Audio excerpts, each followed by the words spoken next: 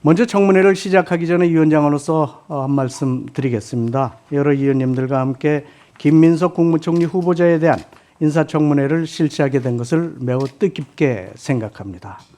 국무총리는 헌법에 따라 대통령을 보좌하고 행정 각부를 통할하는 실로 막중한 권한과 책임을 부여받은 중요한 직책입니다. 오늘 회의는 새 정부의 첫 국무총리 후보자에 대한 인사청문회로서 국민 여러분의 관심과 이목이 그 어느 때보다도 집중되어 있습니다.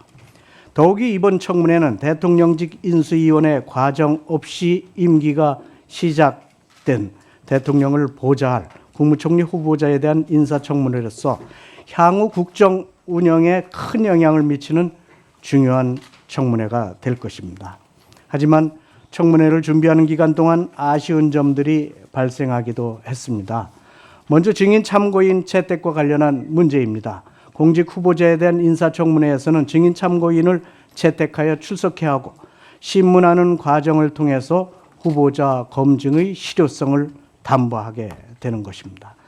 2000년 인사청문회 제도가 도입된 이후 국무총리 후보자에 대한 청문회가 19차례 실시되었지만 이번 청문회와 같이 증인 참고인 채택이 없었던 적은 단 한 번도 없었습니다. 이번 청문회에서는 증인 참고인을 채택하지 못하여 후보자 검증에 미흡함이 있지는 않을지 우려가 됩니다. 또한 자료 제출 요청에 대해서도 아쉬운 점이 있습니다.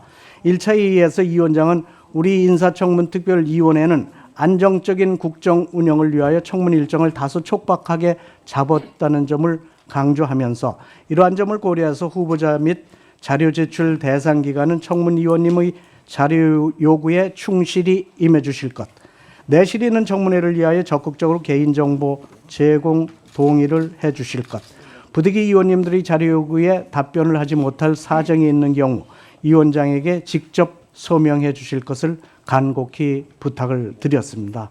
하지만 우리 위원회의 자료 요구 중 개인정보 제공 미동의로 제출받지 못하거나 일부만 제출한 경우 후보자가 청문회에서 답변하겠다는 이유 등으로 제출받지 못한 자료가 전체 자료의 73.3%에 달합니다. 대표적으로 후보자의 수입 지출에 관한 구체적인 내용, 후보자 자녀에 대한 외화 송금 내역 등은 후보자의 청렴성, 도덕성 부분을 소명할 핵심적인 사항임에도 불구하고 제출받지 못하고 있습니다. 우리 특별위원회의 진심이 제대로 전해지지 않은 것 같아서 위원장으로서 심심한 유감을 표합니다. 인사청문회는 내일까지 계속됩니다. 후보자께서는 개인정보 제공 동의를 해주셔서 국민을 대신하여 질문하시는 청문위원님들의 질의가 내실을 갖출 수 있게 해주시길 강력히 요청합니다.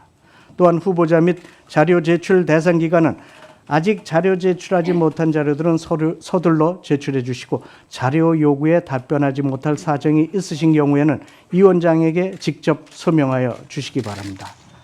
다만 부득이하게 제출이 곤란한 자료에 대해서는 청문위원들이 열람할 수 있게 조치해 줄 것을 촉구합니다.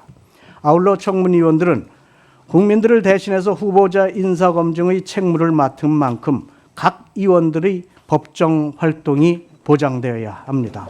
청문위원의 입에 재갈을 물리기 위한 어떠한 형태의 공격도 있어서는 안 될 것입니다.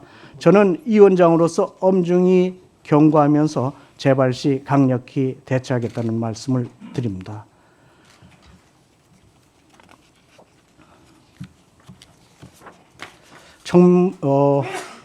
청문회를 준비하는 과정에서 다소 아쉬운 점들이 있었지만 청문회는 지금부터 시작이 됩니다. 오늘부터 내일 실시되는 인사청문회에서는 총리 후보자를 둘러싼 의혹들에 대한 솔직하고 명확한 답변이 이루어짐으로써 국무총리로서의 국정통할 능력과 후보자가 계층과 지역 간 갈등을 조정하고 통합할 수 있는 능력을 갖추었는지 대해서 검증할 수 있는 시간이 될 것으로 기대합니다. 이 자리에 출석하신 김민석 총리 후보자께도 당부의 말씀을 드리겠습니다. 대한민국 헌법 제86조 제1항에 따라 국무총리가 되시기 위해서는 국회의 동의를 얻는 과정이 필수적입니다. 그래서 오늘 이 청문회 자리가 있는 것입니다. 하지만 언론의 보도를 보면 후보자께서는 정부 부처로부터 공개 업무 보고를 받으시고 재난상황실도 방문하시는 등 총리로서 행보를 보이고 계십니다. 국회 인사청문회는 형식적인 절차가 아닙니다. 의원님들께서 국민을 대신하여 후보자의 국정 운영 능력과 도덕성을 검증하는 자리입니다. 이번 청문회를 실시하는 과정에서 후보자의 입장에서는 다소 불편한 질문이 나올 수도 있겠지만 후보자께서는 제가 말씀드린 당부사항을 고려하셔서 의원님들의 질의에 진지한 자세로 성실하게 답변해 주실 것을 당부드립니다.